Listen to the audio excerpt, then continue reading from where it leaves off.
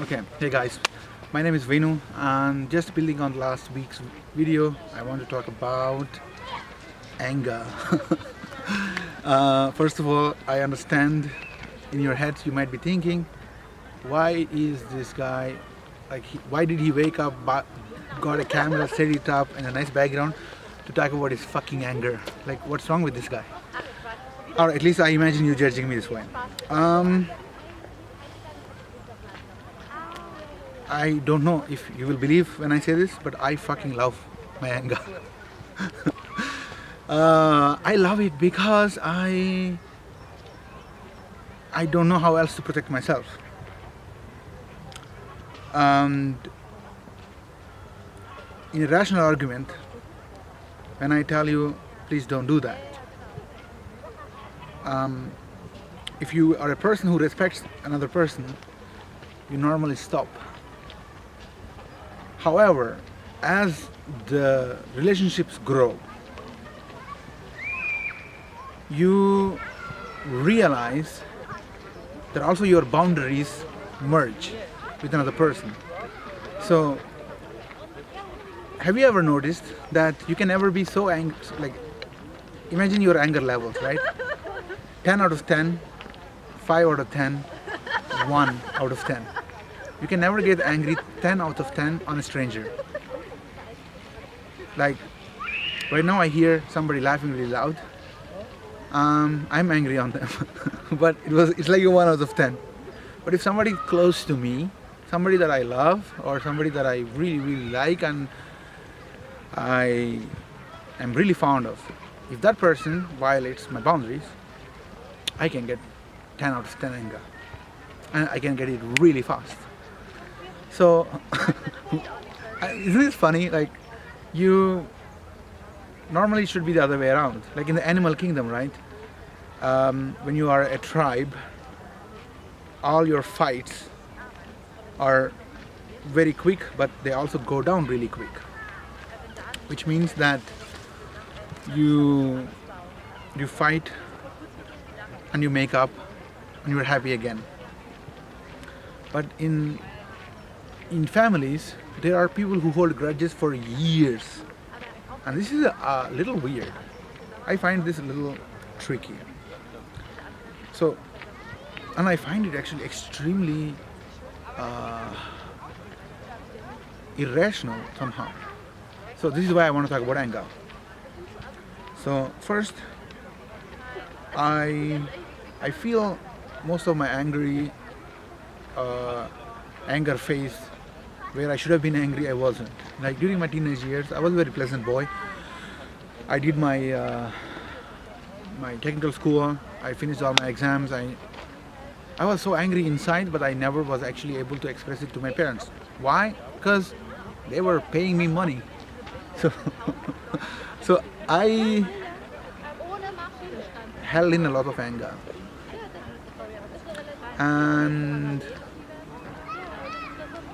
it's not healthy. So this is why anger is such a fascinating subject for me. And in Hindu mythology there is also a god who has the third eye, Shiva. When he opens his third eye, he burns everything. But is it really story at a face value, or should we go into it a little bit? So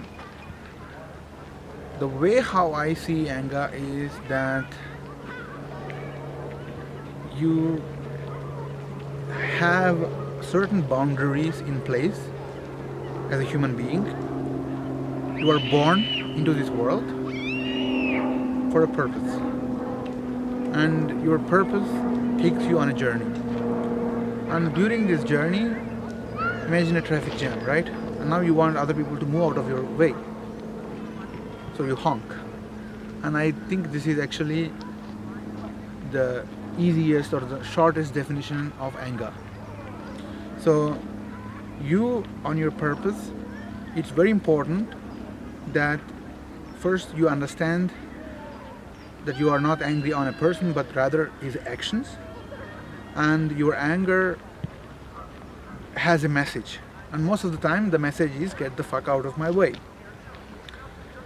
So I would like to kind of bust three most common myths in the society about anger. Number one, oh, never get angry, be pleasant. Bullshit. Your anger, you have the right to be angry. Second, don't express anger, but rather try to find a nicer way to express anger. Bullshit. Learn to express anger early. When somebody is 1 millimeter into your boundary, if you don't express the anger, then when you repress and you repress and you repress, and then at some point the fucking volcano blows. So rather than finding a better way to express as early as you can anger. Third, this positive thinking. I fucking hate this theory. I hate when people say only think of positive stuff. No, life is a spectrum, and like if life is like a roller coaster ride, you actually bought your ticket. Now, can't always have a steady pulse. You are going to have ups and downs. All of them you bought the ticket for. So you should be able to express everything from within. And anger, especially expressed early, it will create healthy relationships between people. But if you put it under the rug, and then poof, volcano. Now, the last thing that I learned about anger, or the last point that I want to finish this video with. Every part of you that needs this anger as a tool to protect itself, right? There is a way to actually connect with those parts and heal them, so that you won't need anger, or you won't use anger as the only tool to protect yourself. Or let me give you an example.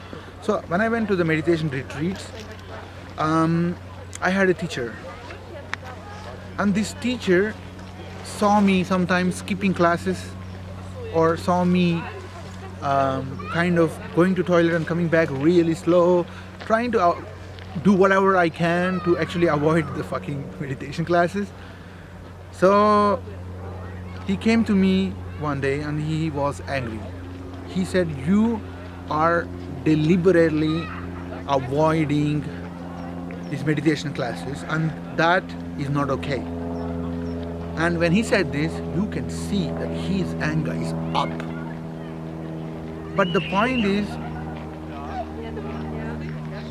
he also added, like, there are a lot of people who would pay thousands of dollars to be here, and you got this for free, and you are not utilizing this opportunity to actually your benefit.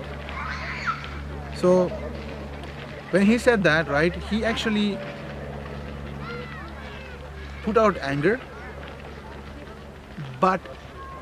and he did it with compassion. He was doing it for my own good. And right after that second, he became full of love. And what I want to say is that a healthy anger kind of looks like that, in my opinion. So when expressed fully, you will be able to move on very quickly into love again. But for that, you need to connect to the parts that need this protection, and you need to heal them. And with that thought, I love you, and I will finish the video. Thank you. Na, na, na.